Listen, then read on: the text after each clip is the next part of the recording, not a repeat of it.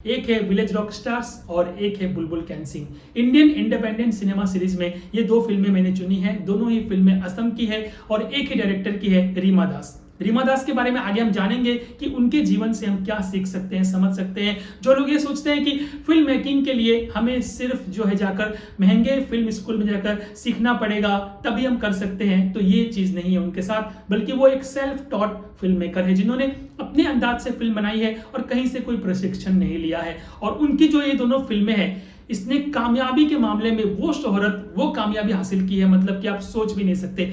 एक छोटे से गांव की कहानी और बहुत ही कम बजट और बहुत ही कम संसाधन, बिना किसी ट्रेंड एक्टर के और बिना किसी आर्टिफिशियल लाइटिंग के जो है उन्होंने बहुत ही नेचुरल ढंग से इन फिल्मों का निर्माण किया है, निर्देशन किया है। और ये दोनों फिल्में जो है इसने देश विदेश की जितनी भी बड़ी फिल्मों की, जितनी भी बड़ी फिल्म फेस्टिवल्स की आप बात करिए, चाहे वो टोरंटो फिल्म फेस्टिवल हो, बर्लिन फिल्म फेस्टिवल हो, कांस फिल्म फेस्टिवल हो, चाहे भारत की जितने भी फिल्म फेस्टिवल्स हैं, उन सभी जगहों पर इन्होंने एंट्री पाई। न सिर्फ एंट्री पाई बल्कि लगभग हर कैटेगरी में उन्होंने अवार्ड भी हासिल किया है। तो इतनी अच्छी ये दोनों फिल्में हैं, इतनी बड़ी अच्छी फिल्म है कि इसके बारे में मैं आपको बताने से खुद को रोक नहीं पाया। नेटफ्लिक्स के इंडियन इंडिपेंडेंट सिनेमा सीरीज में जो चैप्टर है वहां पर आपको ये दोनों फिल्में मिल जाएगी। अब बात करते हैं हम इस फिल्म की कि किसमें क्या खूबियां हैं। सबसे पहले बात करते हैं विलेज रॉक स्टार्स की। विलेज रॉक स्टार्स जो है वो कहानी है एक 10 साल की लड़की की जो सपना देखती है एक रॉक बैंड बनाने का, लेकिन उसके पास कोई संसाधन नहीं है, कहीं पर इससे भी कमाई का साधन नहीं है। एक विधवा माँ है उसकी जो कि पान सुपारी बेच करके दुकानों में और अपना एक घर चलाती है, रोज के 20-25 रुपए कमाती है, खेती बाड़ी चलती है और लड़की जो स्कूल जाती है, लड़कों के साथ वो घूमती फिरती है, जिसके लिए गांव समाज उन्हें रोकता टोकता है। लेकिन जब लड़की बड़ी होती है, यानी कि जब उसको पहला महीना आता है, इसमें वो भी दिखाया गया कि असम में जब लड़की को महीना आता है पहली बार, तो वहां पर किस तरह से इसे मनाया जाता है, क्या क्या किया जाता है, वो भी इसमें आपको देखने को मिलेगा। लेकिन इस लड़की ने कहीं से अखबार के, पुराने अखबार के, फटे पुराने अखबार में पढ़ रखा था कि अगर हम कोई चीज अगर दिल से चाहते हैं तो हमें जरूर मिल जाती है, बल्कि उसके बारे में हमें सोचते रहना चाहिए। और वो लड़की इसी को ध्यान में रखते हुए हर जगह दीवार पर लिखती है कि मुझे एक गिटार चाहिए। गिटार की कीमत 5,000 रुपए है, पुराना, कहीं से उसे खरीदना है। और उसके बाद वो पैसे जमा करती है। गुल्लक, पता है ना आपको, जो एक पहले का गुल्लक होता था, बांस वाला गुल्लक, जिसमें कि इस तरह से कट लगा करके छेद कर दिया जाता था और उसमें पैसे डाले जाते थे, उसमें पैसे वो जमा करती है। और किस तरह से उसका ये सपना पूरा होता है। हालांकि बाढ़ आने के बाद से उसकी खेती बाड़ी सब चौपट हो जाती है, सब कुछ बड़े ही दिक्कतों का सामना करते हुए उसे दिखाया गया है कि किस तरह से असम में बाढ़ की समस्या भी बहुत ज्यादा आती है। इन सब चीजों को भी इसमें दिखाया गया है। इसके बावजूद वो किस तरह से अपने सपने को पूरा करती है, यही है कहानी विलेज रॉक स्टार्स की।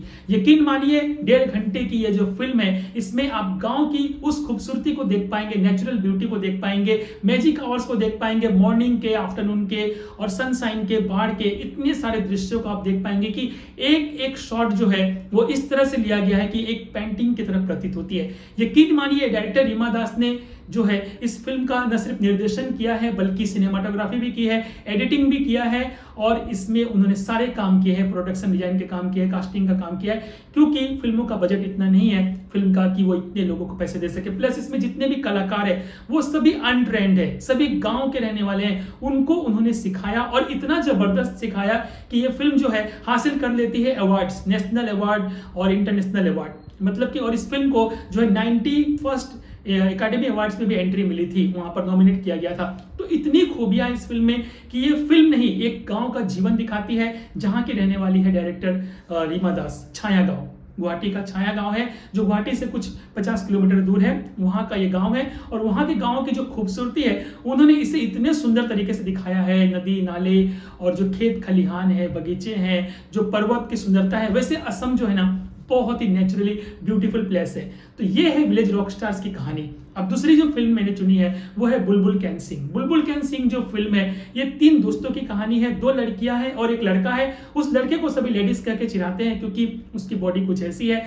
और इसके बाद जो 2 लड़कियां हैं वो जवानी के दहलीज पर कदम रखते ही अनुभव करती है आकर्षण की ओर और क्लास में रहने वाले 2 सहपाठियों की तरफ दोनों का झुकाव होता है और दोनों प्यार के बंधन में बंधते हैं। और किसी तरह से डेटिंग करते हुए वो एक जगह में रहते हैं जहां पर कि गांव के कुछ उपद्रवी लोग आकर उनको पकड़ते हैं और उनको वहां पर बहुत ही जलील किया जाता है और स्कूल को भी बता दिया जाता है। बाद में स्कूल क्या एक्शन लेता है कि वहां पर उन दोनों को स्कूल से निकाल देता है। इसके बाद जो इसमें एक लड़की है बुलबुल, जिसकी कहानी है, बुलबुल है, बोनी है और एक लड़का है जिसका नाम है सुमन। तो बुलबुल जो है उसे सिंगर बनना है, क्योंकि उसके पिता चाहते हैं वो सिंगर बने, क्योंकि पिता बहुत बड़े सिंगर रह चुके हैं, अब रिटायर्ड है। लेकिन बुलबुल की समस्या यह है कि वो गाना तो गाना चाहती है, प्रैक्टिस भी करती है, लेकिन वो सभी के सामने गाना नहीं गा पाती है। उसकी यह दिक्कत है, उसकी यह कमजोरी है। लेकिन बोनी जो है, बोनी आत्महत्या कर लेती है, और बोनी जब आत्महत्या कर लेती है तो बुलबुल जो है उसके दुख दर्द में आकर गाना गाना शुरू करती है, और बोनी की माँ बुलबुल से कहती है कि तुम कुछ भी कर सकती हो। ये गांव वाले नहीं समझेंगे प्यार को, और इस तरह से वो गाना गाना शुरू करती है। आगे क्या होगा ये फिल्म में नहीं दिखाई, लेकिन एक उम्मीद की किरण के साथ कि इसके साथ जो होगा अच्छा होगा, इसी को दिखाती है ये फिल्म। और इस फिल्म में भी आपको गाँव की खूबसूरती को, वहाँ की संस्कृति को, बिहू को, जो वहाँ की खूबसूरती है उसको बहुत अच्छे से दिखाया गया है, वहाँ की सुंदरता को बहुत अच्छे से दिखाया गया है। एक एक शॉट अपने आप में महत्वपूर्ण है, और इस फिल्म में भी जो प्रोड्यूसर है, राइटर है, डायरेक्टर है, डायलॉग राइटर है, स्क्रीन प्ले, सब जितना भी होता है ना, सब इन्होंने किया है। तो इतना जो टैलेंट है रीमा दास डायरेक्टर में कि उन्होंने इस फिल्म को भी बहुत जगह पहुंचाया, और इस फिल्म को भी 66 इंडियन नेशनल फिल्म अवार्ड में इसे बहुत सारे अवार्ड मिले, नेशनल इंटरनेशनल फिल्म फेस्टिवल्स में भी इसे काफी अवार्ड मिले, विलेज रॉक स्टार्स की तरह। तो इस तरह से हर कैटेगरी में यह फिल्म जो है खुद को नंबर 1 साबित करती हुई आगे बढ़ती है। और इस तरह से इस फिल्म को देखने वाले जितने भी लोग हैं, बहुत सारे क्रिटिक्स ने इस फिल्म के बारे में बहुत अच्छी बातें कही है। शेखर कपूर से लेकर बड़े बड़े डायरेक्टर जो है, उन्होंने रीमा दास की इन दोनों फिल्मों के बारे में बहुत अच्छी अच्छी बातें कही है। आप इसके बारे में ज्यादा जान सकते हैं विकिपीडिया को पढ़कर। उनकी आने वाली फिल्म है अभी तोरास हस्बैंड, तोरास हस्बैंड यानी कि तोरा का पति, जो उन्होंने बनाया है काफी मुश्किलात के साथ, क्योंकि इसे कोरोना के समय, पैंडेमिक के समय और लॉकडाउन के समय बनाया गया है। अब मैं आपको कह रहा था कि ये जो सभी फिल्में हैं ये बहुत ही कम संसाधन से बनी है, बहुत ही कम लागत से बनी है, क्योंकि इसमें उन्होंने 1 मैन क्रू का रोल किया है। किसने? डायरेक्टर रीमा दास ने। डायरेक्टर रीमा दास जो है वो कहीं से भी उन्होंने प्रशिक्षण नहीं लिया, बल्कि उन्होंने जो कुछ सीखा है खुद से सीखा है। वो अपना आदर्श मानती है सत्यजीत रे और जो है माजिद मजीदी जैसे डायरेक्टर को, तो उनसे उन्होंने सीखा है। उनका कहना है कि मैं अपनी फिल्मों के सारे काम खुद करना चाहती हूँ, क्योंकि मैं अपनी फिल्म को बेहतर समझती हूँ, बेहतर देखती हूँ। और उनको एडिटर के हिसाब से भी अवार्ड मिल जाता है, सिनेमाटोग्राफी के भी हिसाब से अवार्ड मिल जाता है।